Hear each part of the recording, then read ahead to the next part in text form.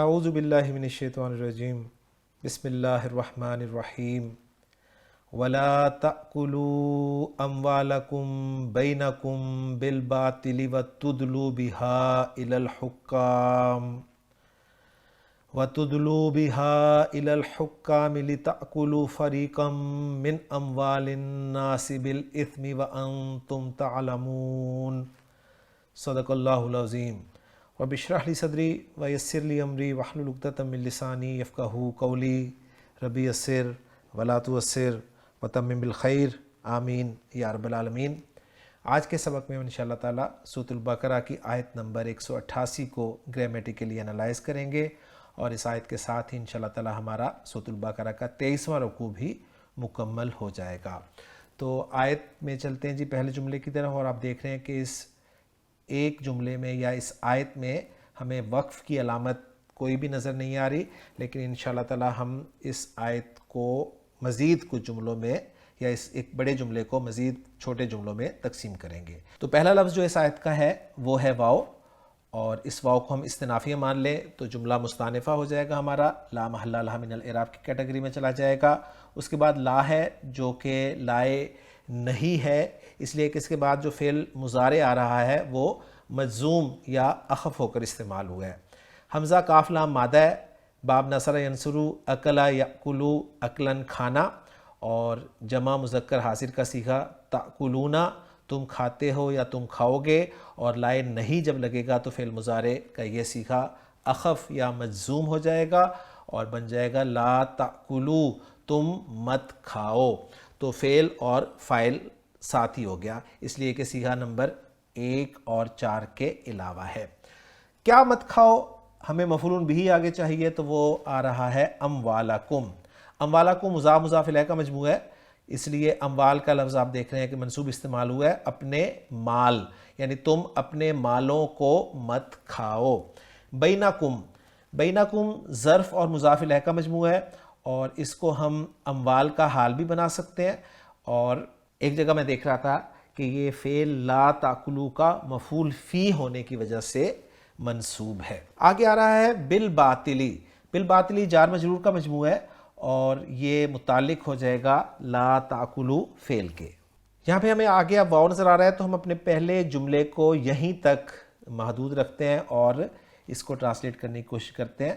پہلے ہم انالائز کر لیں کہ لا تاکلو فعل اور فاعل ہو گیا، اموالکم مفعول بہ ہو گیا، اور بالباطلی جو ہے یہ متعلق کے فعل ہو گیا۔ فعل اپنے فاعل اور مفعول بہ اور متعلق سے مل کر جملہ فعلیہ انشائیہ ہوا، اور ہم اس کو پہلے ہی واو کو استنافیہ قرار دے چکے ہیں تو جملہ مستانفہ بن جائے گا، اور ترجمہ ہوگا اس کا اور تم مت کھاؤ اپنے مال آپس میں ناحق، یا اور نہ کھاؤ ایک دوسرے کا مال آپس میں ناجائز طریقے سے۔ آگے آ رہا ہے واو اور پھر ہے تدلو۔ اس واو کو ہم عاطفہ قرار دیں تو تدلو فعل کا عطف ہم کریں گے تاکلو فعل پر، اور پھر ایک لا کو جو ہے وہ محذوف سمجھا جائے گا، یعنی جملہ کچھ یوں تھا ولا تدلو، ولا تدلو، تو لائے ناہیہ کو مقدر مانا جائے گا۔ اس تدلو فعل پر اگر ہم بات کریں تو اس کا مادہ آپ سکرین پہ لکھا ہوا دیکھ رہے ہیں، دال لام واو اس کا مادہ ہے، باب فعل میں استعمال ہوا ہے ادلاوا یدلیو، ادلاون اصلی، اور پھر چینجز کے بعد ادلا یدلی ادلاً۔ اور آپ یہ بات اچھی طرح جانتے ہیں کہ ناقص واوی جب بھی مزید فی ابواب میں آتا ہے تو وہ یائی میں تبدیل ہو جاتا ہے۔ تو ادلا یدلی ادلاً کے معنی ہے کنویں میں کسی چیز کو لٹکانا، اور سورہ یوسف کی بڑی مشہور آیت کا ریفرنس خان صاحب نے دی ہے۔ تو اب یہاں پر کنویں میں کسی چیز کو لٹکانا والا مفہوم جو ہے وہ کیا کر رہا ہے؟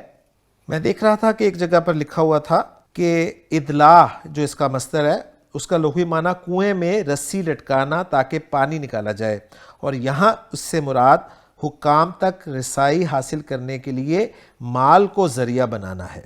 اور تفسیر جلالین میں لکھا ہوا ہے کہ ادلا کے معنی رسی کے ذریعے کنویں میں ڈول لٹکانا اب وسیلہ اور ذریعہ کے معنی کے لیے مستعار لے لیا گیا ہے، یعنی حکام کے پاس مالی خصومات کو لے جا کر ناجائز طریقے سے دوسروں کا مال کھانے کا ذریعہ نہ بناؤ.